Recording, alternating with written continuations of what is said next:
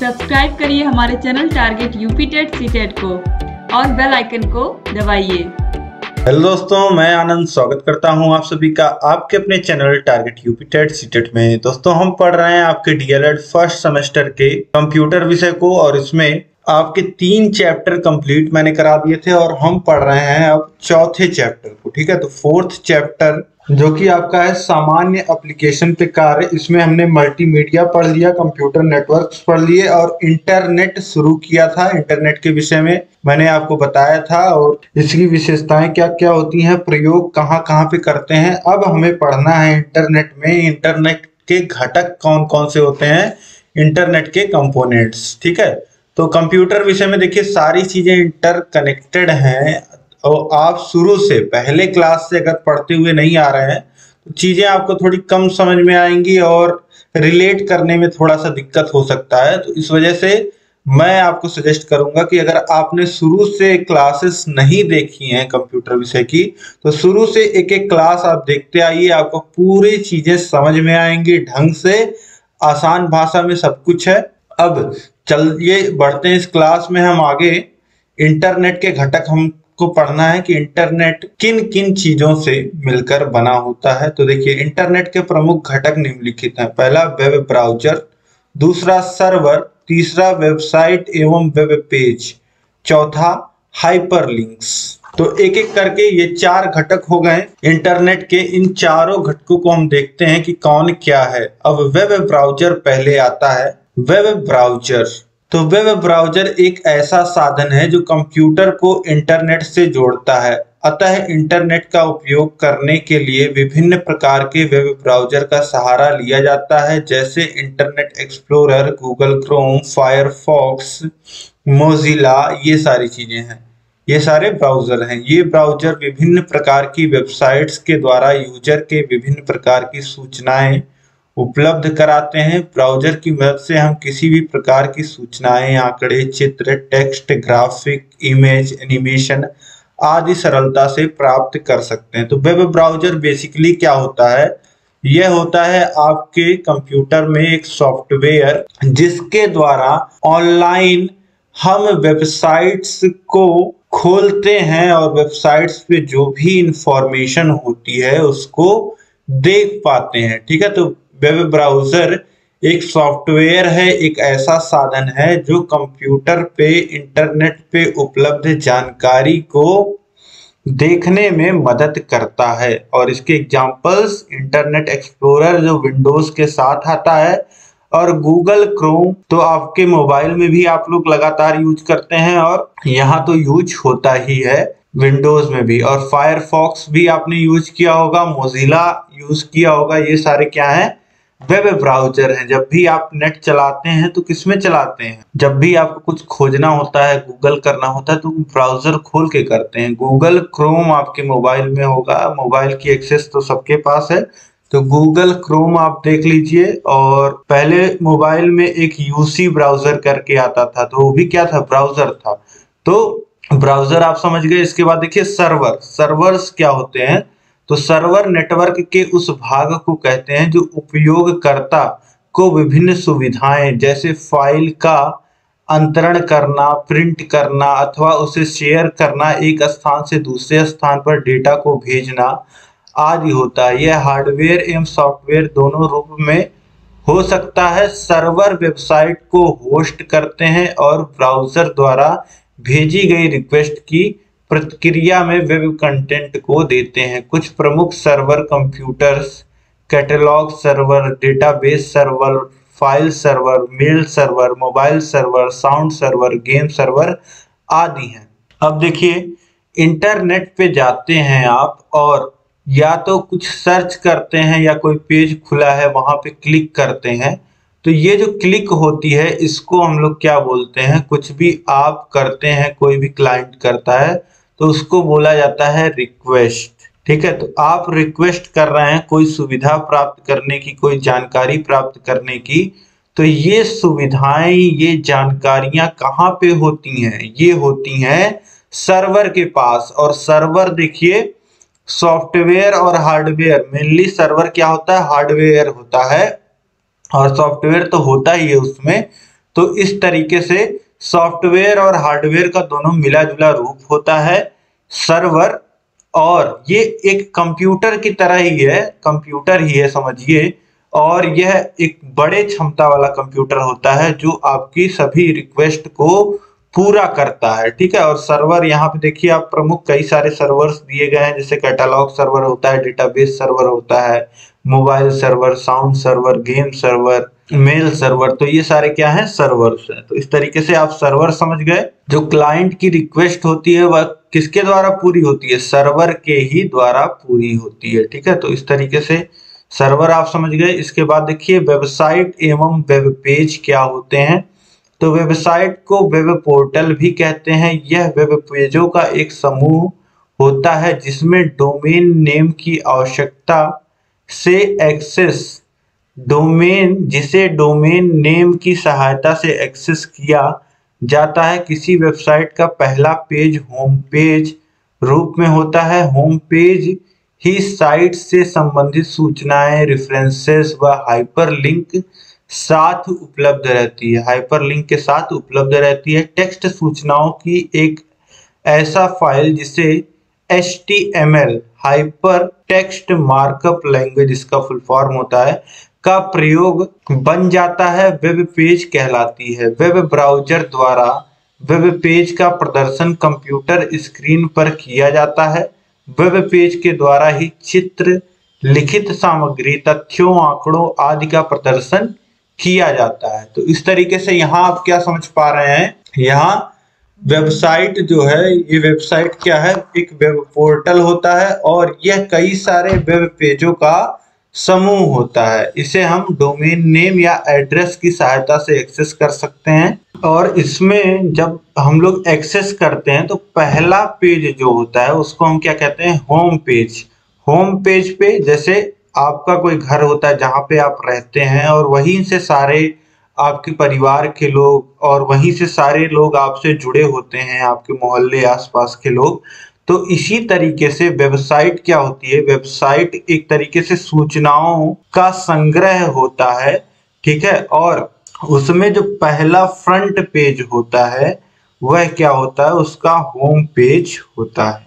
अब इस web page में क्या होता है, टेक्स्ट होते हैं और इमेजेस होती हैं, ढेर सारे आंकड़ों का चित्रण होता है, ऐसा भी हो सकता है, ठीक है। और यह वेब पेजेस किसके द्वारा बने होते हैं, HTML फाइलों के द्वारा बने होते हैं। HTML का प्रयोग करके इन वेब पेजों का बनाया जाता है, ठीक। अब इसके बाद देखिए सामान्यतः वेब पेज दो प्रकार के होते हैं, अस्थिर वेब पेज यानी कि डायनेमिक। अस्थिर, जो अस्थिर हो मतलब बदलता रहता हो, तो इस ऐसे पेज को क्या कहेंगे, डायनेमिक पेज। तो अस्थिर वेब पेज में स्थिर पेज के साथ वे भी शामिल होते हैं जो सर्वर पर नहीं होते हैं परंतु क्लाइंट की मांग पर तैयार होते हैं। और दूसरा होता है स्थिर web page, static web pages. स्थिर वेब पेज सर्वर पर फाइल के रूप में एकत्रित रहते हैं और इनमें कंटेंट निश्चित रहते हैं। आवश्यकता अनुसार किसी भी प्रकार के पेज को डाउनलोड या सुरक्षित किया जा सकता है।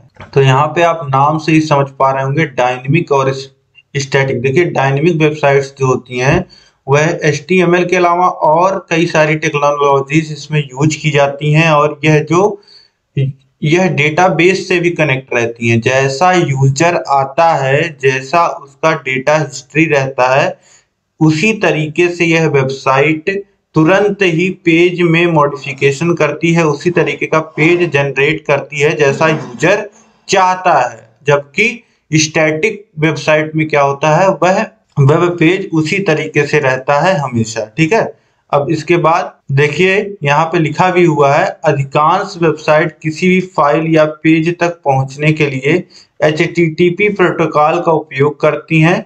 HTTP का पूरा नाम हाइपर टेक्स्ट ट्रांसफर प्रोटोकॉल है। यह वेब ब्राउज़र के लिए मानक प्रदान करता है जो उपयोगकर्ता को वर्ल्ड वाइड वेब से जानकारी का आदान प्रदान करने की अनुमति देता है। अब देखिए फाइल ट्रांसफर का एक प्रोटोकॉल होता है। जैसे सड़क पे आप जाते हैं तो सड़क पे चलने का नियम होता है, ठीक है।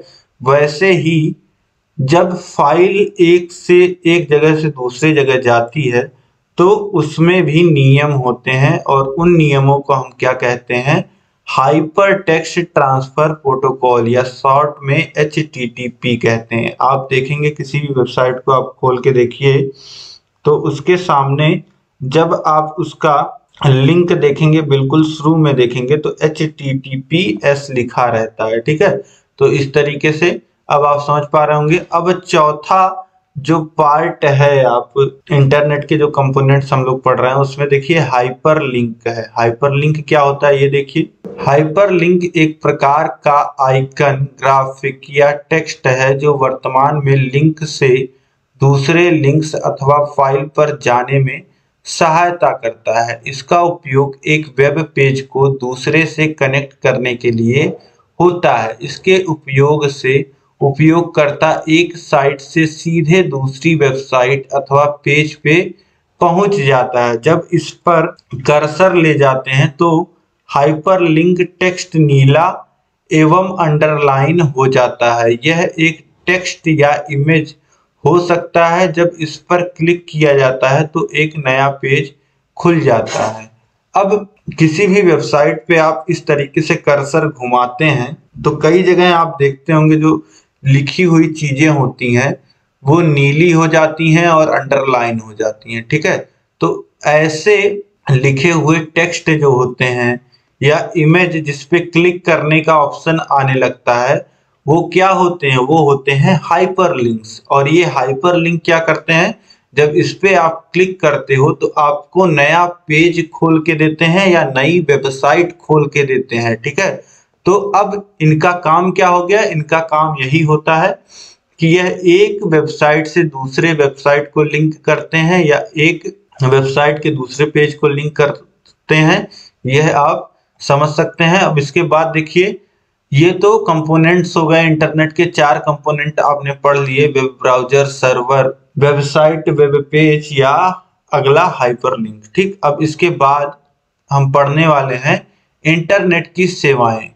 इंटरनेट क्या क्या सेवाएं देता है, क्या क्या सर्विसेज प्रोवाइड करता है, क्या क्या सुविधाएं प्रोवाइड करता है। देखिए, व्यक्तियों के बीच सूचनाओं, आंकड़ों, ग्राफिक्स, ध्वनि, सॉफ्टवेयर तथा टेक्स्ट या पाठ्यक्रम सामग्री आदि के आदान प्रदान के लिए इंटरनेट विभिन्न प्रकार के साधन और सेवाओं का प्रयोग करते हैं, जैसे वर्ल्ड वाइड वेब WWW, दूसरा ईमेल, तीसरा FTP, चौथा चैटिंग और पांचवा सर्च इंजन। और इस तरीके की कई सारी सुविधाएं, लेकिन मेनली ये 5 सुविधाएं इंटरनेट के माध्यम से हमको मिलती हैं। वर्ल्ड वाइड वेब, या जिसे शॉर्ट फॉर्म में वेब हम बोलते हैं या WWW बोलते हैं, ठीक। ये हो गया वर्ल्ड वाइड वेब। ईमेल, जो हम लोग मेल भेजने का काम करते हैं, और इस तरीके से FTP, चैटिंग और सर्च इंजन। अब सभी को हम एक एक करके देखते हैं, सभी बहुत इंपॉर्टेंट सेवाएं हैं। तो देखिए, सबसे पहले है वर्ल्ड वाइड वेब, जिसे शॉर्ट में वेब बोल लीजिए या WWW। वर्ल्ड वाइड वेब का संक्षिप्त नाम WWW या वेब है। तकनीकी दृष्टि से वेब सर्वरों के रूप में स्रोतों को उपलब्ध कराने वाली एक बड़ी प्रणाली है जो संसार के किसी भी क्षेत्र में बैठे हुए उपयोगकर्ताओं को नेट पर सभी तरह की सूचनाएं, ज्ञान, दस्तावेज प्रदान करने की पूरी क्षमता रखती हैं। ये सूचनाएं पाठ्य सामग्री, टेक्स्ट, ग्राफिक्स, आवाज, विभिन्न प्रकार के आंकड़े और शोध पत्र या संगीत के रूप में कुछ भी हो सकते हैं। अब वर्ल्ड वाइड वेब को आप पहले मोटे मोटे भाषा में समझिए कि क्या होता है। यह एक तरीके का आप सॉफ्टवेयर, हार्डवेयर तो नहीं होता, ये होता है सॉफ्टवेयर, ठीक। इसका काम क्या होता है, देखिए, इसका काम होता है मैनेजमेंट का एक तरीका है, एक टेक्नोलॉजी है यह, जिसके माध्यम से सभी जो सूचनाएं हैं वह आपको एक व्यवस्थित ढंग से प्रोवाइड की जाती हैं, ठीक है। तो इसका काम क्या होता है, किसी वेब पेज को जो होते हैं इंफॉर्मेशन को, उसको आप क्रिएट करो, ऑर्गेनाइज करो और एक दूसरे से लिंक करो, डॉक्यूमेंट्स को, ये सारी चीजें, वेबसाइट्स को, डॉक्यूमेंटेशन को, तो सभी ये जो काम होता है, यह काम होता है वर्ल्ड वाइड वेब का। ठीक है, तो वर्ल्ड वाइड वेब जितने भी सूचनाएं होती हैं, जितने भी सर्वर्स पे सूचनाएं होती हैं, उनको उपलब्ध कराने वाली प्रणाली है। ठीक, तो ये हो गया। अब इसके बाद देखिए इलेक्ट्रॉनिक मेल या ईमेल। अब जितनी भी वेबसाइट्स होती हैं उनके आगे आप क्या देखते हैं, www, फिर डॉट करके उसका वेबसाइट का एड्रेस रहता है, लास्ट में .com .in, ये सारी org, ये सारी चीजें होती हैं। अब देखिए इलेक्ट्रॉनिक मेल, तो इलेक्ट्रॉनिक मेल से तात्पर्य इंटरनेट पर उपलब्ध उस साधन या सेवा से है जिसका उपयोग कहीं भी बैठे हुए व्यक्तियों के बीच संदेश या दस्तावेजों के आदान प्रदान के लिए किया जाता है। यदि हमें किसी व्यक्ति को इंटरनेट की सहायता से मेल भेजना है तो उसे हम उस व्यक्ति का ईमेल एड्रेस पता होना चाहिए, तभी हम उसे ईमेल कर सकते हैं। जैसे aman@yahoo.com, Hotmail, Yahoo, Rediffmail, Gmail आदि अनेक ऐसे इंटरनेट सर्वर हैं जो मुफ्त फ्री मेल भेजने तथा अपना अकाउंट बनाने की सुविधा देते हैं।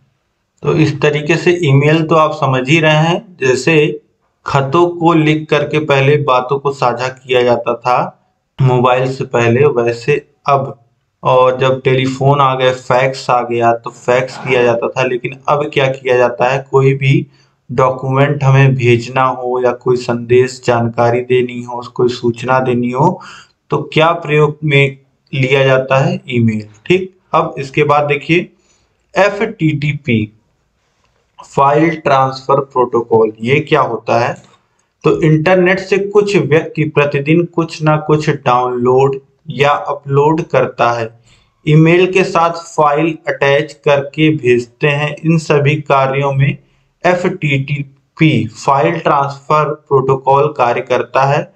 यह एक इंटरनेट प्रोटोकॉल होता है जिससे एक विशेष नेटवर्क से जुड़े दो या दो से अधिक कंप्यूटरों के मध्य फाइलों का आदान प्रदान संभव है।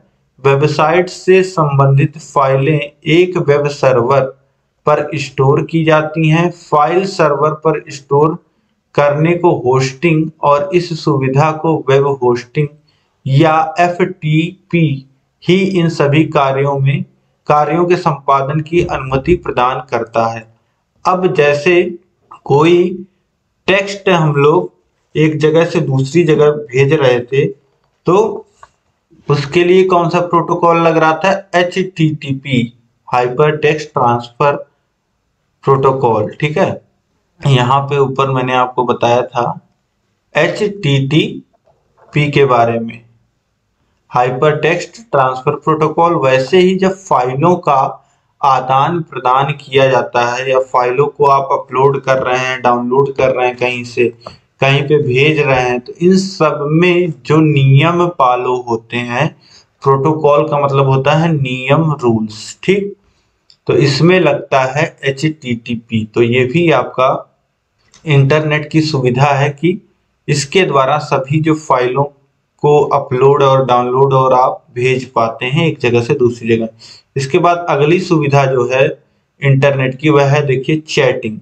तो इंटरनेट के मध्य से कोई भी व्यक्ति एक दूसरे से चैटिंग कर सकता है। इसके लिए बस दो व्यक्तियों के पास इंटरनेट कनेक्शन होना चाहिए। यह वर्तमान में न्यूनतम शुल्क पर उपलब्ध है। व्यक्ति इंटरनेट के माध्यम से केवल टेक्स्ट चैटिंग ही नहीं कर सकता, अपितु वीडियो ऑडियो चैट भी कर सकता है। चैटिंग के निम्नलिखित लाभ हैं। चैटिंग से छात्रों को कंप्यूटर व इंटरनेट का ज्ञान होता है, जिसका उपयोग वह अपने जीवन के अनेक कार्यों में कर सकता है।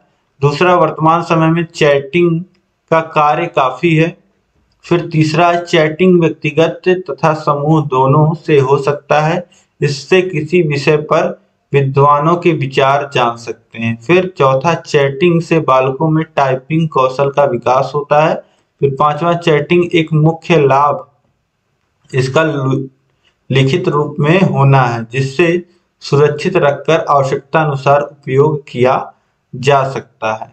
और छठवां, चैटिंग से दूर दराज बैठे व्यक्तियों से सहजता एवं शीघ्रता के साथ विचारों का आदान प्रदान किया जा सकता है। तो ये होता है चैटिंग का मतलब होता है यही सिंपल सा, जो आप व्हाट्सएप पे किसी से बात कर रहे हैं, किसी को कुछ भेज रहे हैं, किसी से कुछ फेसबुक पे चैट कर रहे हैं, या फिर अलग अलग प्लेटफॉर्म्स हैं, वाइबर है, बीच में हाइक था और सब। तो ये सारे क्या साधन हैं?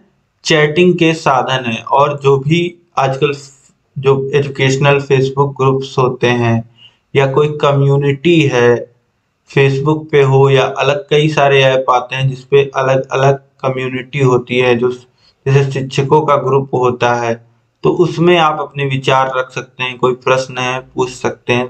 व्हाट्सएप पे ग्रुप होते हैं। तो ये सारे क्या हैं?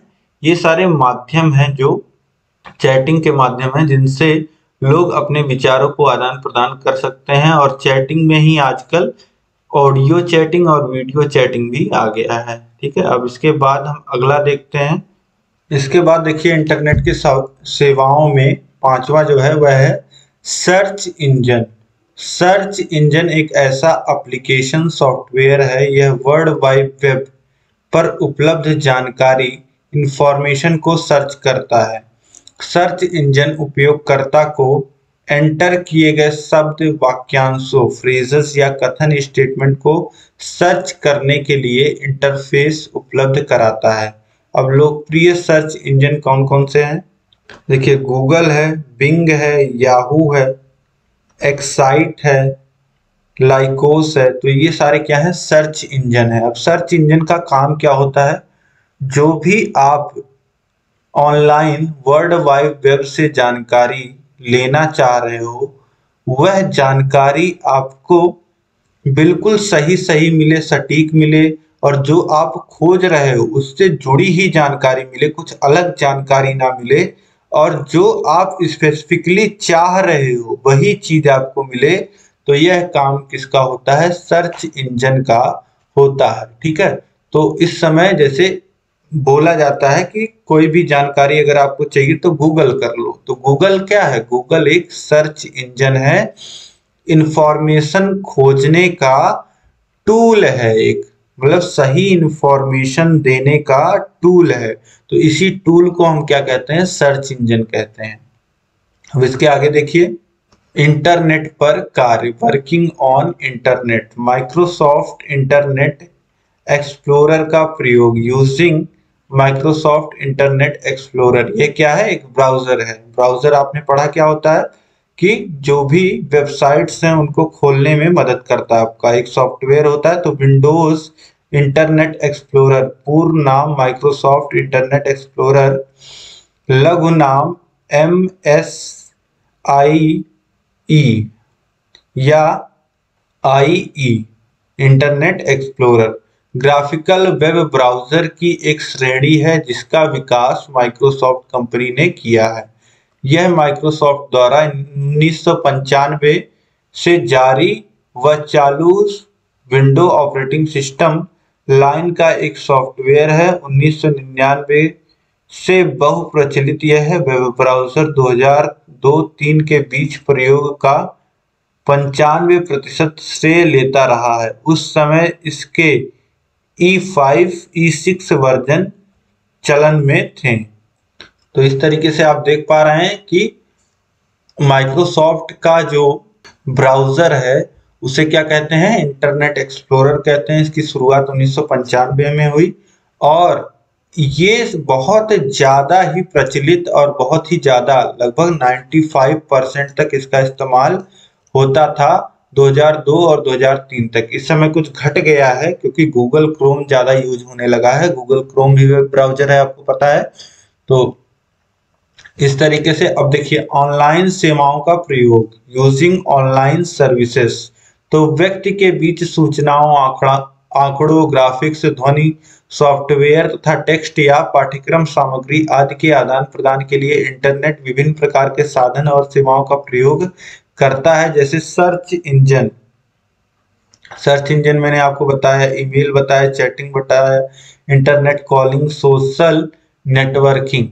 तो एक एक करके सबको देख लेते हैं। सर्च इंजन के बारे में आपने पढ़ा ही, लेकिन जो दुनिया के कुछ लोकप्रिय सर्च इंजन है इनके बारे में आप पढ़ लीजिए। जैसे गूगल है, तो गूगल सर्च को सामान्य तौर पर गूगल वेब सर्च या केवल गूगल के रूप में जाना जाता है। यह वर्ल्ड वाइड वेब पर सबसे अधिक उपयोग होने वाला सर्च इंजन है।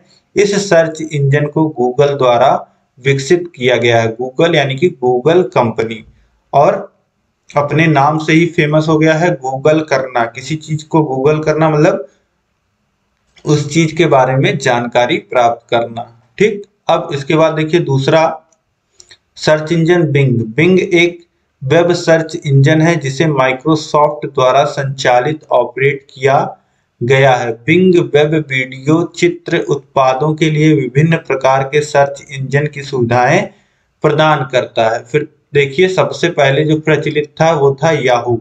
वास्तव में एक डायरेक्टरी या सब्जेक्ट इंडेक्स है। यह सबसे वेब को सूचित, कैटलॉग करने और व्यवस्थित करने का एक प्रयास है। यह विषय सब्जेक्ट के आधार पर सर्च करता है।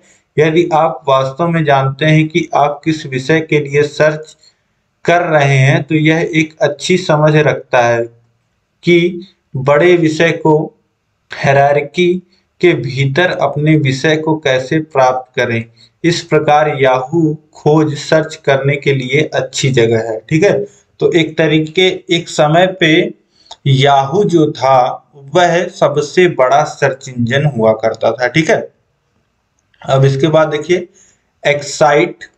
तो एक्साइट कॉन्सेप्ट पर आधारित सर्च इंजन है। इसका मतलब यह है कि आप जो भी कर रहे हैं उसे सर्च करने के स्थान पर इसका मतलब समझने की कोशिश करेगा। याहू की तरह एक्साइट अब वेब पब्लिशिंग में बहुत प्रयोग हो रहा है। ठीक है, तो इस तरीके से अब पांचवा देखिए लाइकोस। लाइकोस बड़ा, संपूर्ण और विस्तृत सर्च इंजन है।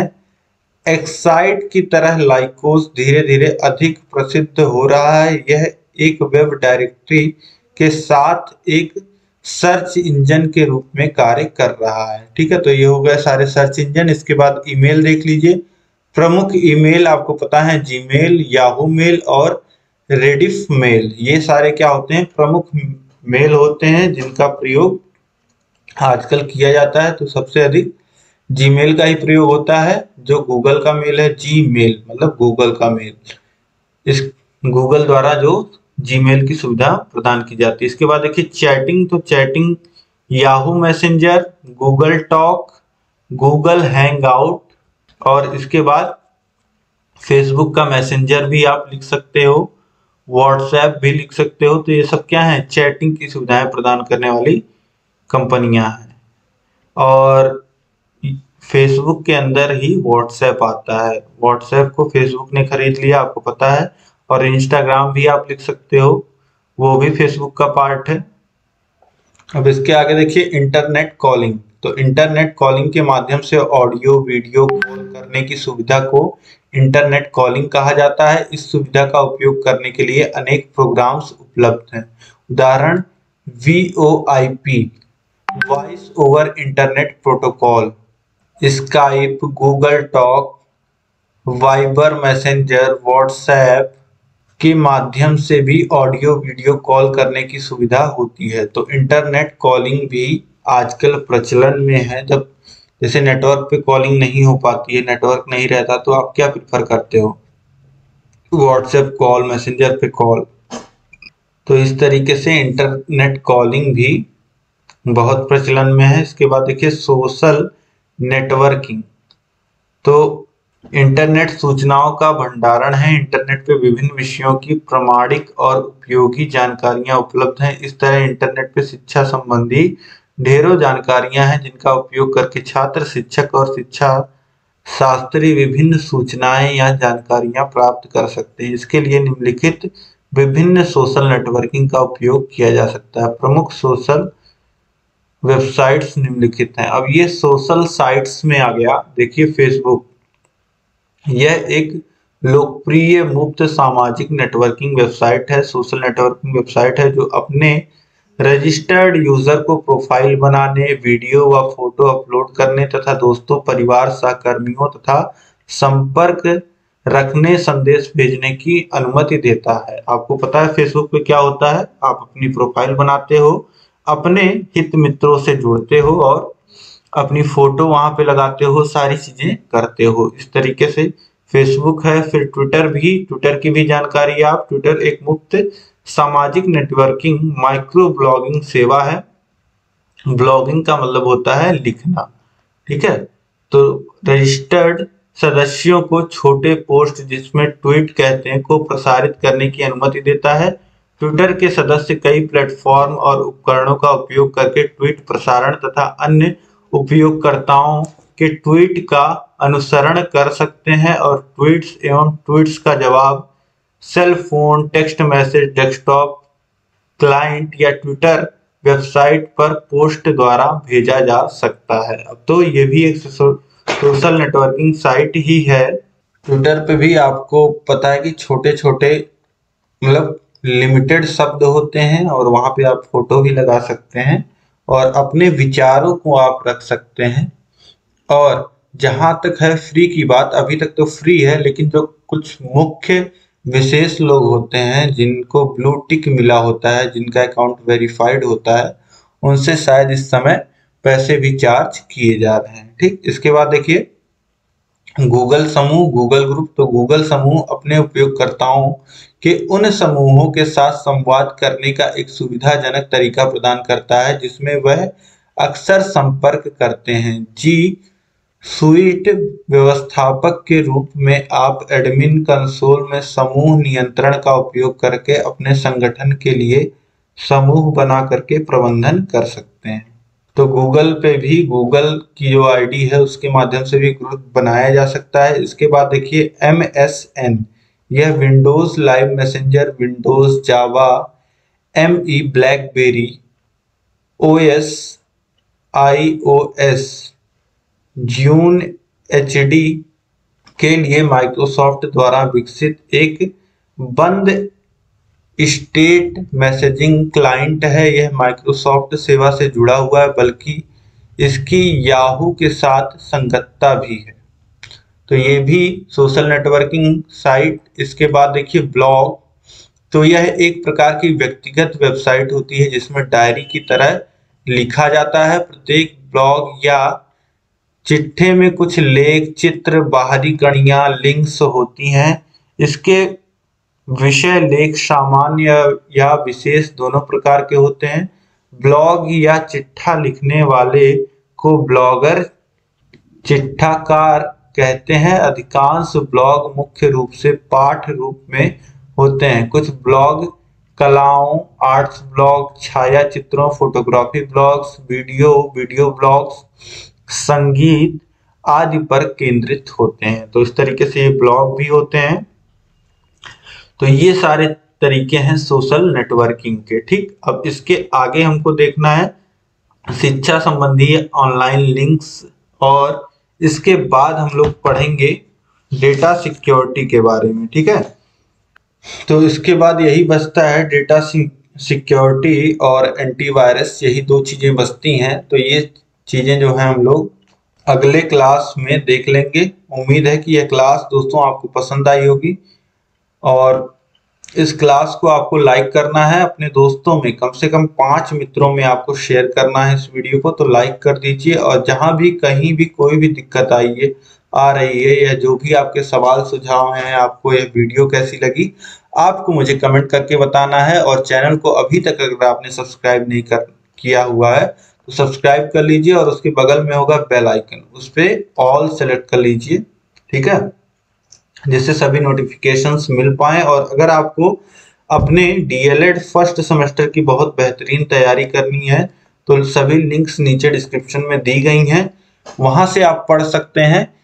और यहाँ पे आप केवल वीडियो देख पाएंगे जिसमें आपको डिस्टरबेंस भी होगा, प्रचार भी आएगा। लेकिन अगर आप बहुत सीरियसली, बहुत कम टाइम में बहुत अच्छी तैयारी करना चाहते हैं तो इसके लिए आपको डाउनलोड करना होगा हमारा ऐप पे आपको फर्स्ट सेमेस्टर का कोर्स मिल जाएगा। इस कोर्स में आपको सभी, जैसे कंप्यूटर को मैं आपको चैप्टर वाइज पढ़ा रहा हूँ, ये चैप्टर वाइज तो इस तरीके से आपको लेक्चर्स मिलेंगे ही, साथ ही आपको ये जो पीडीएफ तैयार हो रही है नोट्स की, यह मिलेगी डाउनलोड करने को, प्रिंट करने को। और हर एक चैप्टर के एंड में टेस्ट मिलेगा। हर एक सब्जेक्ट की बात मैं कर रहा हूँ, कंप्यूटर में भी, मैथ में भी, बाल विकास में भी, ठीक है। तो इस तरीके से जितने भी सब्जेक्ट्स हैं आपके, सभी सब्जेक्ट्स में मिलेगा। और जितने भी प्रीवियस ईयर क्वेश्चन पेपर हैं, मास्टर क्लास आपको मिलेगी, राजन पवन सीरीज की पीडीएफ मिलेगी, उसके जितने क्वेश्चंस हैं उनको हम सॉल्व कराएंगे। तो आपकी पूरी भरपूर तैयारी कराई जाएगी, जिससे आप 90-95% स्कोर करके आओगे अपने डीएलएड एग्जाम में, ठीक है। तो ऐप को डाउनलोड करें, लिंक जो है वह नीचे डिस्क्रिप्शन में है, या सीधे आप प्ले स्टोर पे सर्च कर सकते हैं। हमारा ऐप टारगेट यूपीटेट सीटेट नाम से ही ऐप है, चैनल के ही नाम पे ऐप है। तो इस वीडियो में दोस्तों अंत तक बने रहने के लिए आप सभी लोग का बहुत बहुत धन्यवाद। मिलते हैं नेक्स्ट क्लास में। जय हिंद।